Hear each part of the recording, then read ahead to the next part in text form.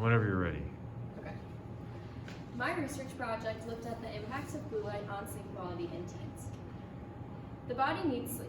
According to Dr. Jody Mendel, a clinical psychologist of pediatric sleep medicine, kids only get between 7 and 7 hours and 15 minutes of sleep per night, when the recommended is 8 to 10 hours per night. Since sleep is so important for so many of the body's functions, it's important that people, especially teens, get enough of it. There are many factors that can influence a good night's sleep, including stress, early school start times, or nighttime computer use. In order to combat the problem of teens not getting enough sleep, my research question looks at how blue light impacts quality of sleep in teens and looks to potentially find an easy and cheap solution to this problem. This is just an overview of the presentation, which will look at the background, method, results, and conclusions of my study. The human eye is able to see the visible light spectrum, which includes blue light, also called high energy visible light. Blue light makes up 1/3 of the visible light spectrum. As you can see in the diagram, half of the blue light that we can see is harmful and half of the blue light that we can see is beneficial. Almost all visible blue light is able to pass through the human eye, which is what makes it so important. During the daytime, blue light can help boost your mood, help your memory, or quicker your reaction times. However, blue light during the evening is a different story. Looking at artificial blue light during the nighttime, for example, a computer screen or a phone screen, can restrict the body's melatonin secretion. Melatonin is a hormone that helps the body sleep. By restricting the secretion of this hormone, the body's sleep and wake cycle, also called the circadian rhythm, is thrown off.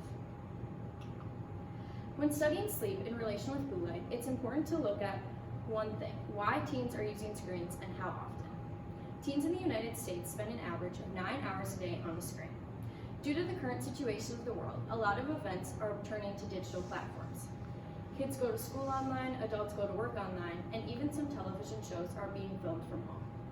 Due to this sudden shift in the world, people are ending up looking at screens for longer periods of time than they used to. A study done on kids aged 5 to 17 in Germany found that only 11.2% of kids are following screen time guidelines during the COVID-19 pandemic. As previously mentioned, teens are supposed to get around 8 to 10 hours of sleep per night, yet they're only getting around 7 hours of sleep per night. Diving deeper into this topic, it's important to look at why getting a good night's sleep is so important. Sleep impacts many parts of our lives, from our decision-making to our moods. An expert on sleep at the National Institutes of Health, Dr. Michael Tweary, says that sleep affects almost every tissue in our bodies. If we don't get enough of it, almost everything gets thrown off. When designing my study, I decided to come up with 3 important factors that I wanted to focus on: participant similarity, the blue light blocking glasses, and my timeline.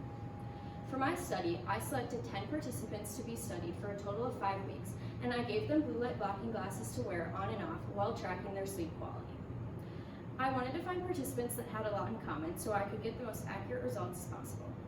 Each of the 10 members that participated in this study is a female high school student and currently attending a high school that is in a hybrid mode of learning. They go to school every other day, with the at-home days being spent entirely on Zoom. I wanted to find a good pair of blue light blocking glasses while keeping the cost low. I also knew that I had to get the same pair of blue light blocking glasses for each of my participants to keep the results as accurate as possible. I decided to choose a pair of blue light blocking glasses from Amazon from the brand J+S Vision. I got the low color distortion lens, which is best used for looking at a screen for up to 4 hours a day. The last thing that I kept in mind when designing my study was the timeline. I decided to choose a 5-week period starting on November 9, 2020 and ending on December 11, 2020 for the study. The participants were studied for the entire 5 weeks, with 3 of the weeks being devoted to this study and the remaining 2 weeks being devoted to another unrelated study, however using the same participants. There were 2 main materials that were used in this study. First, the previously mentioned blue light blocking glasses from the brand J+S Vision. The next main material that was used was a fitness tracking band from the brand Remy. The participants wore these bands at night to track their sleep. The band tracked each participant's sleep and produced a graph at the end of each week with each participant's sleep data. In the end, the final process of my study that I came up with was that 10 participants were selected and studied for a total of 5 weeks, and all of these participants followed the same schedule. For week 1, the participants did nothing except wear the fitness tracking bands at night to track their sleep. This week served as a control week to get a baseline for their sleep data. For week 2, the participants wore the fitness trackers and the blue light blocking glasses whenever they were looking at artificial blue light. Finally, week 3, the participants wore only the fitness tracking bands to track their sleep, so to again get another baseline control. In addition to this, each week, the participants filled out a survey recording data about their sleep from the week. Some of the questions from this survey were, how many hours of sleep did you get per night for the past week? How many hours of homework did you do per night for the past week? What was your overall feeling for the week? And how would you rank your sleep from the past week on a scale from 1 to 10? Looking at the results, I have decided to highlight a couple of students as well as totals for the overall group. I also chose 2 questions from the survey to highlight as well. How many hours of sleep did you get per night for the past week? And on a scale from 1 to 10, 1 being the worst and 10 being the best, how well do you think you slept last week? As you can see, the results were pretty varied. For example, student 1 saw an increase in their hours of sleep and an increase in their sleep quality while wearing the blue light blocking glasses. She went from 7.5 hours of sleep to 8 hours and 15 minutes of sleep per night and increased her sleep quality from a 7 to a 9. On the other side of things, student 2 did not see the same results as student 1. Student 2 did not gain any hours of sleep while wearing the blue light blocking glasses, and her quality of sleep decreased from a 7 to a 6. Overall, between all of the 10 participants, the hours of sleep per night increased from a 7.8 to an 8.0, and the sleep quality increased from a 6.3 to a 6.6. Neither of these increases are very big, but they show a slight increase that could indicate with further study that the blue light blocking glasses could be making an impact. This study has some limitations that could have impacted the results. For example, there are many outside factors that can influence sleep quality. High school students are under a lot of stress right now, having to manage online school and navigating a world in a global pandemic. In addition, all of the participants selected are current high school seniors, going through the college application process at the time of this study. This can be a very stressful process, which could have impacted the sleep and not based on the blue light blocking glasses. In 2013, a survey conducted by the American Psychological Association found that 43% of adults are awake at night due to stress. However, not getting enough sleep makes people stressed. In the same survey, participants were asked if they feel more stressed in this situation. 21% of adults said they are more stressed in this situation. Without the ability to control the amount of stress in each student's lives that participated in the study, the results of the study could have been impacted by stress. In addition to stress, the participants of the study could have been getting less sleep for alternate reasons. One participant could have been up late studying for a test, while another participant could have had a late sports practice, both resulting in their sleep quality or hours going down. The participants selected for this study were similar in a lot of ways, but they're not identical. Students within the study group play different sports, take different classes, and have different things going on in their lives. Some of these factors could have influenced a participant's sleep without relation to the blue light blocking glasses. However, even with all of the limitations, it's almost impossible to control every aspect of someone's life and environment in order to get perfect study results. So why did I decide to choose blue light and sleep for this project? The current situation of this world makes this study especially important right now. The world has shifted to an online platform for many different things, and the importance of blocking blue light is especially emphasized right now. In addition, blue light blocking glasses have become very popular recently. They appear as a cheap and easy solution to a pretty big problem. Combining this idea with sleep was merely out of personal interest. Sleep has always fascinated me, and when thinking about what to do a research project on, sleep was always in the question. Lastly, I decided to look for the blue light blocking glasses that I chose for this study on Amazon. Amazon is becoming very popular, and lots of people are turning to this website to buy their essentials. I thought this would be interesting to incorporate into my project to possibly find a cheap and easy solution to this problem that's also accessible to many people. My initial idea for this study was to have each participant wear the blue light blocking glasses at various times during the day to see what time of the day the blue light blocking glasses are needed the most. This ended up changing due to my research. I found that blue light blocking glasses are most effective at night when the body is in the process of secreting melatonin and trying to go to bed.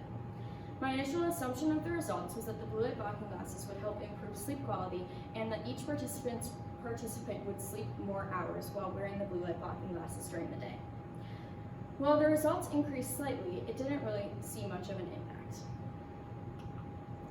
Overall, blue light blocking glasses have become popular in recent years as they presume as a cheap and easy fix to a big problem. This study showed that these blue light blocking glasses have the potential to improve sleep quality in teens.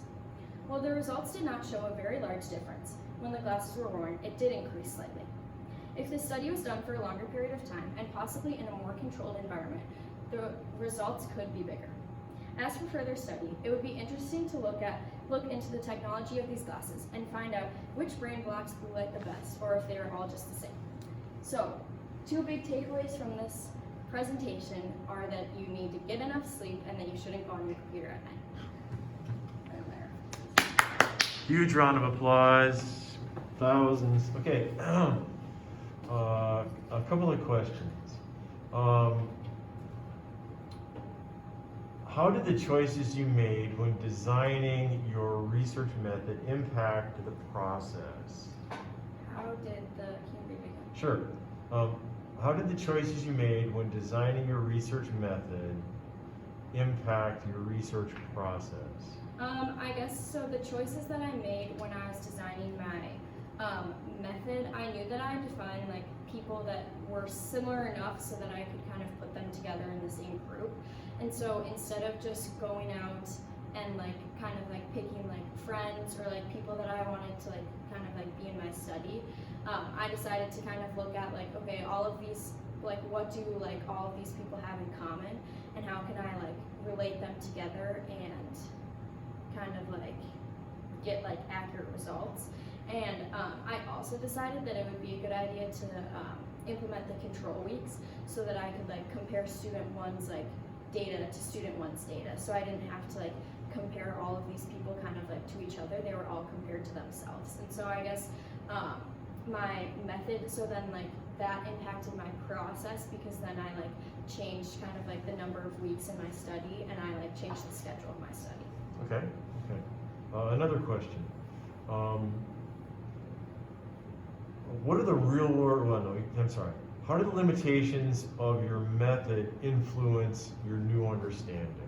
Yeah, so I think there was a lot of limitations to the study, just because it's really difficult to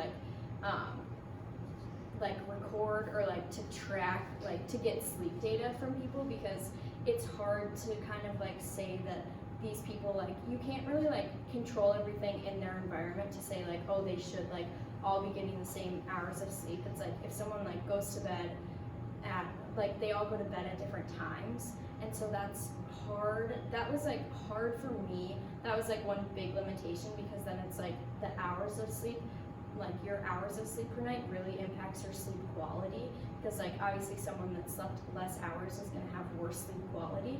And so I think that influenced my new understanding, because like the blue light blocking glasses in this study like showed a very slight increase, and it's kind of hard to say like if they would really like make a big impact or if they wouldn't, just because like all of these people were kind of like different, and like their like sleep quality it's hard to judge that. Okay, all right. One last question.